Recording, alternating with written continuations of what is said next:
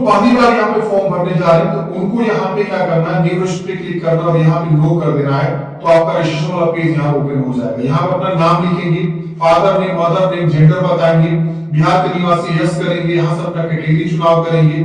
अगर आप SC ST हैं तो यहाँ से आपको जाति देखने को मिलेगा, अपना जाति चूज करेंगे।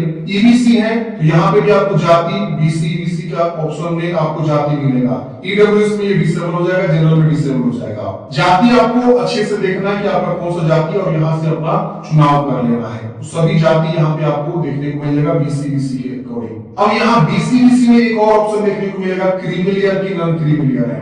तो अगर आप नॉन क्रीमिलियर हैं, आप यहाँ पे यस करेंगे तभी जाके आपको जो है बीसी का बेनिफिट मिलेगा। नॉन क्रीमिलियर में वो आता है जिनकी फैमिली इनकम 8 लाख से कम होती है। और यहाँ पे अगर हम नो करते हैं तो यहाँ लिख रहा है कि you will be treat under UR category since you are not belonging to non creamy layer. मतलब अगर आप एनसीएल से नहीं बिलोंग करेंगे तो आप एज जनरल हो जाएंगे। हम ओके करेंगे तो देखिए ऑटोमेटिक बीसी हमने सिलेक्ट किया हुआ था, ऑटोमेटिक जनरल चूज कर लेगा। तो आपको यहाँ पे रिजर्वेशन लेना है तो अपना जो एनसीएल यहाँ पे देना होगा, यस करना होगा। और यहाँ पे विकलांग है तो यस करेंगे और नो करेंगे। यहाँ पे एक्स सर्विस में तो यस करेंगे और नो करेंगे। अच्छा, बहुत सारे ऐसे बच्चे बोलते हैं कि हमारे पास बीसी एनसीएल नहीं है, हम चाह रहे फॉर्म भरना, तो आप भर सकते हैं, कोई दिक्कत नहीं है। आप सीधे यहाँ पे जनरल चूज कर लीजिए, आप जो है एज ए जनरल हो जाएंगे। समझ गए? बिहार का निवासी यस कर दीजिए और यहाँ पे जनरल चूज कर लीजिए। अब यहाँ पे आपको जो है आगे बढ़ते हैं। एनसीसी है तो यस करेंगे और नो करेंगे। आप यहाँ एनसीसी के बारे में बताएंगे यस नो में। फिर यहाँ पे 3 साल पे आपने नियमित लगातार सेवा की है बिहार कर्मचारी चयन, तो आप यहाँ पे यस करेंगे और नो करेंगे। फिर यहाँ पे आपको जो है बिहार सरकार के विज्ञापन निम्नलिखित किसी पद पर संविदा पे कार्यरत है, यस नो आपको बताना और नो करेंगे। ये सब जो उनके लिए ऑप्शन है जो संविदा पे कार्यरत है पहले से किसी पद पे। Mobile number, confirm mobile number, email ID, confirm email ID, यहाँ से डेट ऑफ बर्थ की चॉइस करेंगे, जो भी आपका डेट ऑफ बर्थ है यहाँ कैलेंडर से ओपन कर लेना है और यहाँ पे मंथ ईयर चूज कर लेना है, ऐसे इस तरह से। अब यहाँ पे आपको जो कैप्चा कोड भरना है और सेव एंड कंटिन्यू वाले ऑप्शन पे क्लिक करना है। जिससे फ्रेंड्स आप सेव एंड नेक्स्ट करते हैं, अब आपका यहाँ पे प्रीव्यू आता है, प्रीव्यू को चेक करिए कि हाँ सारा जानकारी आपने सही भरा हुआ है। अगर कोई कुछ गलती है तो आप यहाँ एडिट करेंगे, एडिट का बटन है, नहीं गलती है तो कंफर्म एंड नेक्स्ट वाले ऑप्शन पे क्लिक करेंगे। आपका पहला स्टेप रजिस्ट्रेशन जो है कंप्लीट हो जाता है। देखिए इस प्रकार से आपको एक रजिस्ट्रेशन नंबर प्राप्त हो जाता है, आप इसको नोट करेंगे और आपको एक एसएमएस भी आ गया होगा रजिस्ट्रेशन नंबर का और पासवर्ड का। आप उस रजिस्ट्रेशन नंबर और पासवर्ड को नोट कर लेंगे क्योंकि भविष्य में उसी से आप जो है एडमिट कार्ड या जो भी आपका आगे फ्यूचर में कम्युनिकेशन होगा वो करेंगे। तो आपको जो है रजिस्ट्रेशन नंबर और पासवर्ड आपको एसएमएस चला गया होगा। अब यहाँ पे आपको क्लिक हियर फॉर लॉगिन का बटन मिलेगा, आप क्या करेंगे इस पे क्लिक करेंगे। अब आपको यहाँ पे रजिस्ट्रेशन नंबर, पासवर्ड जो आपको प्राप्त हुआ एसएमएस के तौर पे वो लिखेंगे, कैप्चा कोड भर के लॉगिन करेंगे।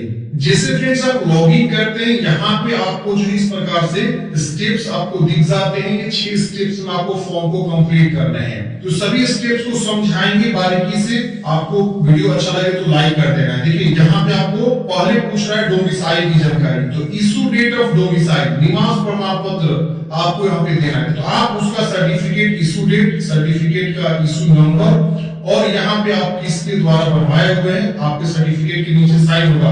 रेवेन्यू ऑफिसर होगा तो आरओ चूज करिएगा, सर्कल ऑफिसर होगा तो सीओ चूज करेगा, एसडीएम है, एसडीओ है, कई सारे ऑप्शन है। आप अपने अकॉर्डिंग देख लीजिए कहां से आपने बनवाया हुआ है। ये डिसेबल हो गया मेरे केस में। अब यहाँ पे आता है कैटेगरी सर्टिफिकेट या एनसीएल सर्टिफिकेट या ईडब्ल्यू सर्टिफिकेट। अब देखिए या तो आप एससी एसटी होंगे, अगर आप एससी एसटी हैं तो अपना जो है कास्ट सर्टिफिकेट संख्या लिखेंगे जो आप जाति बनवाए होंगे। अगर आप बीसी ईबीसी हैं तो बीसी ईबीसी में यहाँ पे गाइडलाइन में लिखा हुआ है कि आपको एनसीएल यहाँ पे लगाना है, तो आप एनसीएल का सर्टिफिकेट संख्या देंगे। उसकी वजह से इशू डेट क्या है वो तो सबके सर्टिफिकेट पे रहता है, कहां से बनवाया है, सीओ से की आरओ से, वो अपने यहाँ से चुनाव कर लेंगे। तो ये सब जानकारी आपके सर्टिफिकेट या एनसीएल या ईडब्ल्यूएस पे आपका रहता है। अगर आप ईडब्ल्यूएस हैं तो ईडब्ल्यूएस की जानकारी, उसका प्रमाण पत्र संख्या और इशू डेट और कहां से बनवाया हुआ है, ये सब आप जो है आरओ लेवल पे बनवाए हुए हैं आप दे सकते हैं। ब्लॉक स्तर पे जो बनता है आपका कोई इशू नहीं होने वाला है। ध्यान रखना है लेटेस्ट वाला मतलब 2025 का होना चाहिए, ये बस आपको ध्यान रखना है। ये सब मेरे केस में फिलअप है, आपको सीधे नीचे आना है। अब देखिए यहाँ पे फ्रीडम फाइटर की अगर आप यहाँ पे यस करेंगे तो उसका सर्टिफिकेट देना होगा, दोनों कर देंगे। यहाँ पे आपको नेशनलिटी बताना होगा, यहाँ पे आपके पास आधार कार्ड है, यस करना है, आधार कार्ड का नंबर यहाँ पे लिख देंगे। इसके अलावा एक और एक्स्ट्रा फोटो आईडी प्रूफ आपको चुनाव करना है, आधार, वोटर, ड्राइविंग, पैन, पासपोर्ट जो है आप चुनाव करेंगे। उम्मीदवार की पहचान की, बॉडी में क्या पहचान, तिल का निशान, कटा का निशान, जला का निशान, जो भी आपके बॉडी में पहचान उसको बता देंगे। आप यहाँ पे जो है किसी प्रतियोगिता परीक्षा जैसे यूपीएससी या राज्य आयोग या अन्य चयन आयोग के से वंचित किया गया, आपको मतलब निकाला निष्कासित किया गया, इसमें आपको बताना है, ये सब विषय हो जाएगा। यहाँ पे अपना जो है प्रॉपर एड्रेस, पहले पत्राचार का पता, फिर गांव, फिर police station, post office, state, जिला, पिन कोड अच्छे से लिखेंगे। यहाँ परमानेंट एड्रेस पूछ रहा है, अगर सेम है कोरस्पोंडेंस के तरफ इसको टिक करेंगे, सेम से इधर कॉपी जगह अलग है तो अलग अलग आप लिख सकते हैं। तो प्रॉपर एड्रेस आप यहाँ पे लिख लेंगे, उसके बाद यहाँ पे आपको सबमिट कर देना है। सबमिट करते ही फ्रेंड्स वो सारा जानकारी आपका शो होता है, जो भी आपने जानकारी यहाँ पे फिलअप किया, एक बार वेरीफाई करिए कहीं कुछ गलती है तो बैक जाके सुधारिए, नहीं गलती है तो प्रोसेस पर पेमेंट वाले ऑप्शन पे हम क्लिक करेंगे, अगला स्टेप हमारा खुल के आ जाएगा। अब देखिए इस प्रकार से आपका आ गया। अब यहाँ पे हमको जो है इस तरह से देख लेना है और यहाँ पे एसबीआई चूज कर लेना है या आईसीआईसी कोई से पेमेंट गेटवे चूज करेंगे। अब हम अगला स्टेप पेमेंट जमा करना है, तो यहाँ पे सबके लिए 100 रुपए आवेदन शुल्क है, भले आप जनरल हो,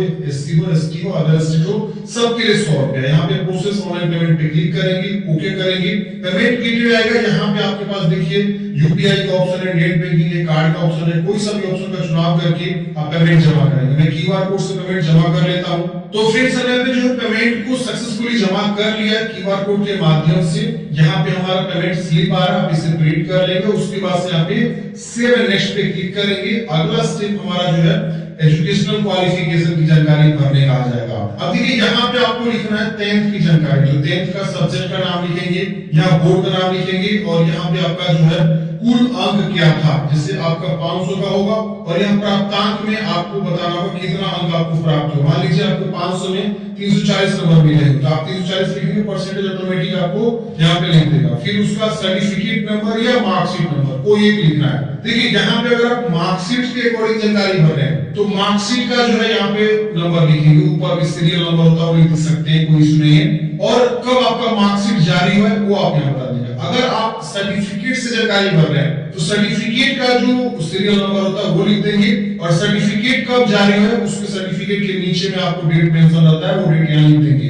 इसी तरह से आप 12वीं की जानकारी बताएंगे कि आप साइंस, कॉमर्स, आर्ट्स या डिप्लोमा या अदर कई सारे ऑप्शन है, तो आप जिससे भी अपने इंटरमीडिएट कंप्लीट किया हुआ तो आप इसमें से चुनाव करेंगे। देखिए यहाँ पे डिप्लोमा या जूनियर पॉलिटेक्निक किया हुआ 3 साल का, पॉलिटेक्निक वाले भी यहाँ पे फॉर्म को अप्लाई कर सकते हैं जो 12वीं के इक्विवेलेंट होता है। तो यहाँ पे अपना जो है यहाँ पे आप 12वीं में स्ट्रीम चूज करेंगे, फिर कौन कौन से विषय आपने पढ़ा हुआ है वो सारा विषय का नाम लिख देंगे, बोर्ड का नाम लिख देंगे, कितना में कितना मार्क्स मिला हुआ है, कब आपका मतलब सर्टिफिकेट इशू नंबर क्या है और कब आपका बना वो जारी हुआ है, वो आप यहाँ पे तिथि वगैरह चूज कर लेंगे। तो ये आपको मैट्रिक की जानकारी भर देना है। अब आता है टेक्निकल स्किल। देखिए टेक्निकल स्किल में क्या है कि अगर आपने जो कंप्यूटर कोर्स किया हुआ है तो आप यहाँ पे यस करेंगे और अपना कंप्यूटर कोर्स का इंस्टीट्यूट का नाम, कंप्यूटर कोर्स का विवरण आपने क्या किया, डीसीए किया है या एडीसीए किया है, जो भी आपने कंप्यूटर कोर्स किया है उसका नाम होगा वो लिख देंगे और उस पे सर्टिफिकेट आपके पास होना चाहिए, उसका सर्टिफिकेट का प्रमाण पत्र का संख्या और कब आपका सर्टिफिकेट या मार्कशीट इशू है वो डेट यहाँ से चूज कर लेंगे।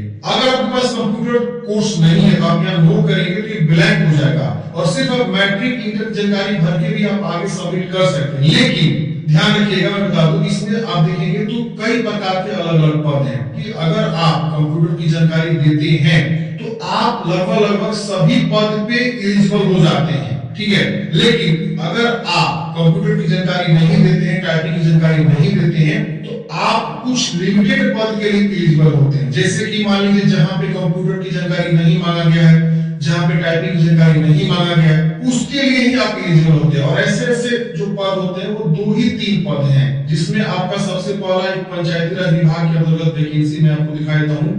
देखिए यहाँ पे जो 13 नंबर वैकेंसी, इसमें देखिए राजस्व कर्मचारी की बहाली, इसमें सिर्फ इंटरमीडिएट एवं समकक्ष बोला गया है। इसमें आप देखेंगे ये वाला कॉलम आपका बिल्कुल ही नहीं है, जिसमें कंप्यूटर का ज्ञान होना चाहिए, टाइपिंग होना चाहिए, कॉलम आपका बिल्कुल ब्लैंक है। यानी इसमें आपको सिर्फ इंटरमीडिएट चाहिए, कोई टाइपिंग, कोई आपको कंप्यूटर की नॉलेज नहीं चाहिए। तो इसीलिए आप सिर्फ अगर आप जानकारी नहीं देते हैं कंप्यूटर का या टाइपिंग का तो आप सिर्फ 13 नंबर पद के लिए एलिजिबल रहेंगे, बाकी सब पद पे आप एलिजिबल नहीं रहेंगे। लेकिन वही आपके पास कंप्यूटर का सर्टिफिकेट है, टाइपिंग का सर्टिफिकेट है, तो जितने भी पद है ना उन सब के लिए आप एलिजिबल हो जाएंगे, उन सभी पद पे आप एलिजिबल माने जाएंगे। समझ गए? तो ये फंडा है, थोड़ा सा आपको सोच समझ के यहाँ पे फॉर्म को भरना होगा। अब देखिए यहाँ पे आपको टेक्निकल स्किल में जो है हिंदी टाइपिंग का इंस्टीट्यूट का नाम पूछ रहा है, टाइपिंग आपने कहाँ से सीखा हुआ है, उसका सर्टिफिकेट नंबर और सर्टिफिकेट स्टूडेंट। उसी तरह से अंग्रेजी टाइपिंग यहाँ पे आपको भरना है, तो दोनों आप भरिए, मेरे कहने का मतलब दोनों आप भरेंगे तो मल्टीपल पोस्ट पे एलिजिबल रहेंगे, क्योंकि कई कई जगहों पे आपका हिंदी अंग्रेजी दोनों की टाइपिंग मांगी हुई है। अब देखिए यहाँ पे आपको जो है ना निम्न वर्ग लिपिक गृह विभाग में आपका इंटरमीडिएट बोला गया कंप्यूटर और कंप्यूटर टर्म कार्ड यहाँ देखिए लिखा हुआ है, और हिंदी में वर्ड प्रोसेसिंग और प्रोसेसिंग टर्म कार्ड आपको पता होना चाहिए। तो आप इसके लिए अगर आप टाइपिंग नहीं तो फिर इसके लिए एलिजिबल नहीं जाएंगे। तो इसलिए मैं बोल रहा हूँ आप टाइपिंग का हिंदी अंग्रेजी का जानकारी दे दीजिए, या अगर सिर्फ अंग्रेजी का है तो सिर्फ अंग्रेजी का भी दे सकते हैं, आपको सिर्फ अंग्रेजी आती है तो दोनों की जानकारी दीजिए, सर्टिफिकेट के साथ प्रॉपर आपको यहाँ पे मांगा गया है, और कंप्यूटर की जानकारी भी आप यहाँ पे दीजिए। आगे चल के आप मल्टीपल पोस्ट पे एलिजिबल रहेंगे। देखिए इसमें प्री एग्जाम हुआ, प्री एग्जाम के बाद जो मेंस एग्जाम होता है, तो जो लोग प्री में क्वालिफाई होते हैं, अब क्या होता है ना कि उनके क्वालिफिकेशन के अकॉर्डिंग मेंस एग्जाम में फॉर्म भरवाया जाता है और पूछा जाता है कि आपका पोस्ट प्रेफरेंस क्या है। तो अगर आप टाइपिंग की जानकारी नहीं दिए रहेंगे तो आपको जो है ना यहाँ पे पोस्ट प्रेफरेंस में वो सारे पद नहीं शो करेंगे जो आपका टाइपिंग पे है।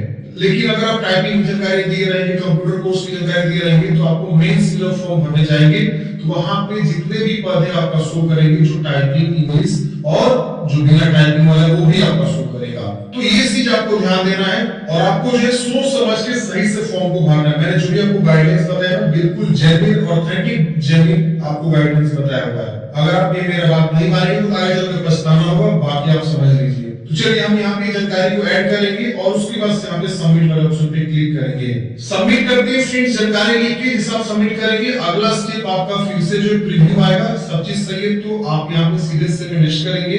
अलग अलग है तो आप यहाँ पे बैक जाके सुधारेंगे, तो यहाँ पे सेव नेक्स्ट का ऑप्शन मिलेगा, आप इस पे क्लिक करेंगे।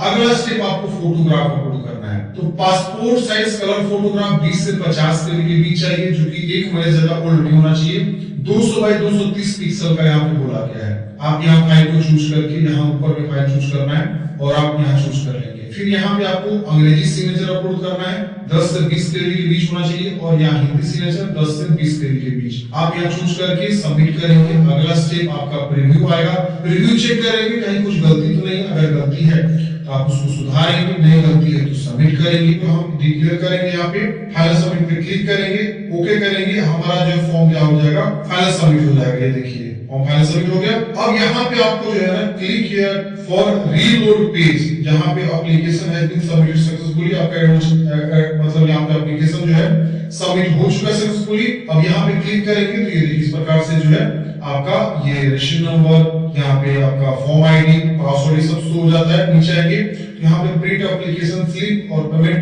जो है प्रिंट का ऑप्शन देखने को मिलता है, इस पे क्लिक करके प्रिंट आउट दोनों का निकाल लेंगे।